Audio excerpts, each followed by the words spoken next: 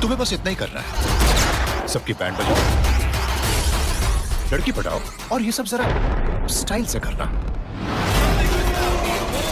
तो गाइज अगर आप भी ढूंढ रहे हो एक ऐसी हॉलीवुड मूवी जिसके अंदर आपको action, adventure, science fiction, horror, fantasy जैसी चीजें देखने को मिले तो शायद आज की ये वीडियो आपके लिए, क्योंकि आज की इस लिस्ट में मैं आपको हॉलीवुड की top 9 best action adventure movies के बारे में बताने वाला हूँ, जिन मूवीज के अंदर आपको बहुत ही कमाल के एक्शन सीन देखने को मिल जाएंगे। तो अगर आप भी अपने फ्री टाइम में एक बढ़िया सी हॉलीवुड मूवी देखना चाहते हो जो कि आपके कीमती टाइम को डिजर्व करे तो वीडियो को बिना स्किप किए एंड तक जरूर देखना। तो चलिए दोस्तों वीडियो की शुरुआत करते एक बहुत ही कमाल की साइंस फिक्शन मूवी से जिसका नाम है प्रीडेस्टिनेशन। ये 2014 में रिलीज हुई एक एक्शन साइंस फिक्शन मूवी है जिसे IMDb की तरफ से 7.4 आउट ऑफ 10 की रेटिंग मिली हुई है। अब इस मूवी के अंदर हमें स्टोरी दिखाई जाती है एक एजेंट की जो कि बहुत ही जल्दी अपनी रिटायरमेंट लेने वाला है, लेकिन उसे अपनी रिटायरमेंट से पहले एक मिशन दिया जाता है जहां पे उसे टाइम ट्रैवल करके टाइम में पीछे यानी कि 1975 में जाना होगा ताकि वहां पे जाके वो एक बहुत बड़े मिशन को पूरा कर सके। अब ऐसे में ये एजेंट अपने इस मिशन को पूरा करने के लिए निकल जाता है, लेकिन टाइम में पीछे जाने के बाद वहां पे उसके साथ कुछ ऐसी चीजें हो जाती है जिसकी वजह से ये एक बहुत बड़ी प्रॉब्लम में फंस जाता है। तो अब आखिर वो प्रॉब्लम क्या होने वाली है और आखिर वहां पे जाने के बाद इस एजेंट के साथ क्या कुछ इंटरेस्टिंग चीजें होती है, वो सब जानने के लिए आप इस मूवी को देख सकते हो। अब आगे जाके मूवी के अंदर आपको बहुत ही कमाल के ट्विस्ट एंड टर्न्स देखने को मिलेंगे जो कि डेफिनेटली आपके दिमाग को घुमा के रख देंगे। तो अगर आप एक बढ़िया सी साइंस फिक्शन मूवी देखना चाहते हो जिसके अंदर आपको टाइम ट्रैवल का कॉन्सेप्ट देखने को मिले तो आप इस मूवी को बिल्कुल भी मिस मत करना।